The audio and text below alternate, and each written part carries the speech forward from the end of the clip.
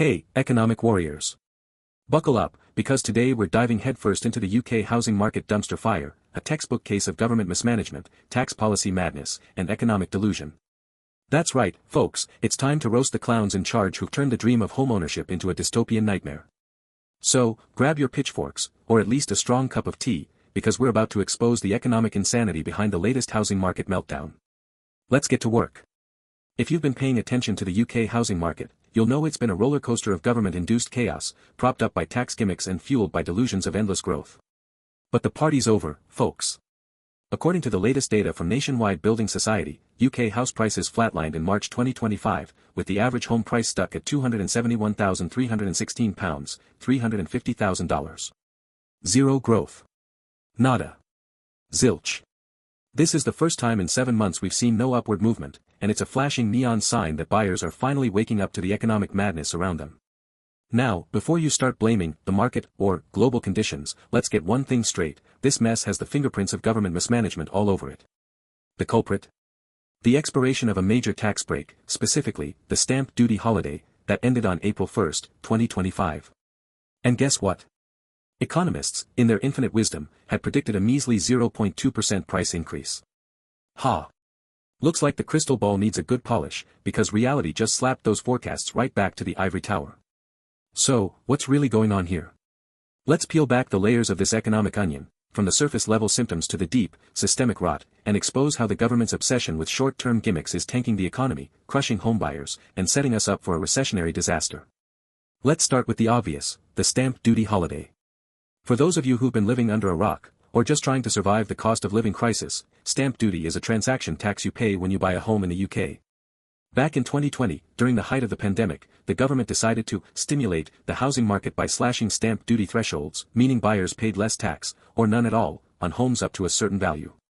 It was a classic economic sugar rush, a temporary boost to activity, followed by an inevitable crash. Fast forward to April 1, 2025, and those tax breaks are officially kaput. The thresholds have been lowered, meaning buyers now face a heftier tax bill on their home purchases. And surprise, surprise, people aren't exactly rushing to pay more taxes in an economy where inflation is still biting, interest rates are sky high, and wages are flatter than a pancake. Nationwide's chief economist, Robert Gardner, summed it up nicely: the market is likely to remain a little soft in the coming months since activity will have been brought forward to avoid the additional tax obligations.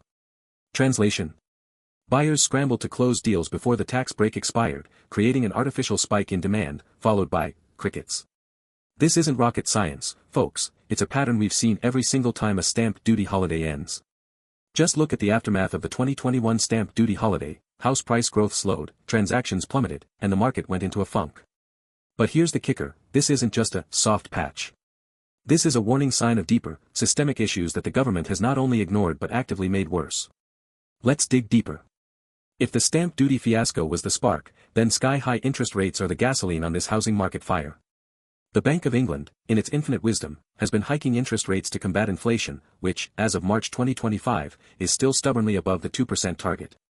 The base rate currently sits at 4.75%, the highest level in over a decade. For perspective, back in 2019, the base rate was a measly 0.75%. That's a six-fold increase in borrowing costs in just a few years. What does this mean for homebuyers? Simple: mortgages are now extortionately expensive. According to the latest data from UK Finance, the average 2-year fixed-rate mortgage is now at 5.8%, up from 2.3% in early 2021. For a £200,000 mortgage, that's an extra £300 per month in repayments. And don't even get me started on variable-rate mortgages, which are now a one-way ticket to financial ruin for anyone who can't lock in a fixed rate. So, let's connect the dots. Buyers are already reeling from higher taxes due to the stamp duty rollback, and now they're being hit with mortgage costs that are borderline predatory. Is it any wonder that people are saying, "Nah, I'm good, I'll just keep renting"? But here's the problem: renting isn't a viable escape hatch either, because rents are soaring too. The average UK rent is now £1,276 per month, up 8.6% year-on-year, according to Rightmove. So, whether you're buying or renting, you're getting squeezed.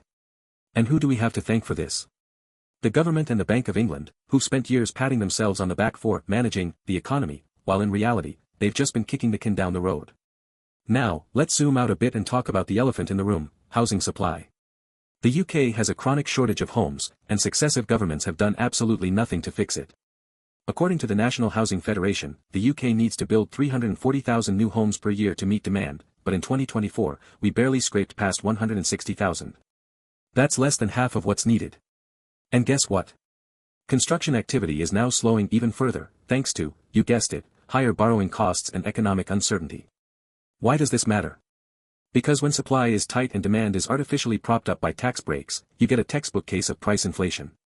House prices in the UK have risen by 85% since 2010, far outpacing wage growth, which has crawled along at just 25% over the same period, according to the Office for National Statistics, ONS. The result?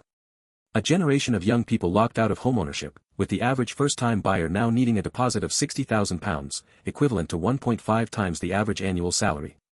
But instead of tackling this supply crisis head-on, what does the government do? It slaps on temporary tax breaks like a band-aid on a broken leg. It's economic malpractice, plain and simple. And now, with the tax breaks gone and interest rates crushing demand, we're left with a market that's not just soft, it's on life support. Here's where things get really ugly.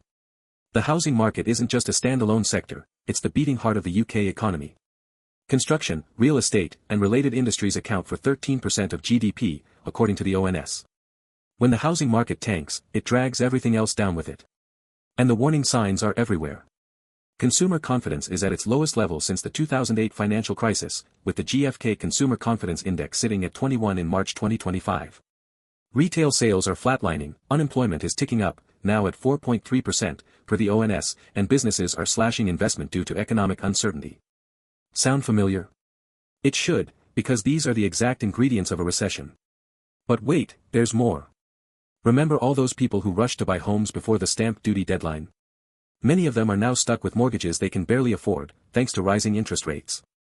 According to the Resolution Foundation, 1.5 million households are at risk of mortgage default in 2025 if rates stay elevated. And when defaults start piling up, what happens? Banks get nervous, lending dries up, and the whole economy grinds to a halt. This isn't fearmongering, folks, this is basic economics. And yet, the government is sitting there, twiddling its thumbs, pretending everything is fine. Spoiler alert, it's not. So, let's tie it all together. The UK housing market is flatlining because of a toxic cocktail of higher taxes, sky-high interest rates, a chronic supply shortage, and an economy teetering on the brink of recession. And who's to blame? The government, hands down. For years, they've relied on short-term gimmicks, stamp duty holidays, help-to-buy schemes, you name it, to paper over the cracks of a fundamentally broken system. They've refused to build enough homes, refused to tackle runaway house price inflation, and refused to admit that their obsession with austerity and fiscal responsibility has gutted the economy's productive capacity. And now, here we are, staring down the barrel of a housing market crash, a potential recession, and a generation of young people who've been completely priced out of the so-called property ladder. Meanwhile, the government has the audacity to pat itself on the back for supporting homebuyers, with tax breaks that do nothing but inflate prices and line the pockets of developers. It's economic insanity, folks. And it's time we called it what it is, a failure of leadership, a failure of vision, and a failure of basic competence. So, what's the takeaway here, economic warriors? The UK housing market is a mess, and it's a mess of the government's own making. The stamp duty rollback is just the latest symptom of a deeper disease, a disease of short-term thinking, economic cowardice, and a refusal to tackle the real issues head-on.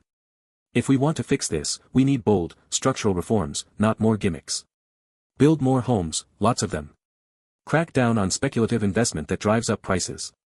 And for the love of all that is holy, stop using the housing market as a political football to win votes. But don't hold your breath, folks. This government has shown time and time again that it's more interested in photo ops than actual solutions. So, it's up to us, the economic warriors, to keep calling out the clowns, keep demanding better, and keep fighting for an economy that works for everyone, not just the privileged few.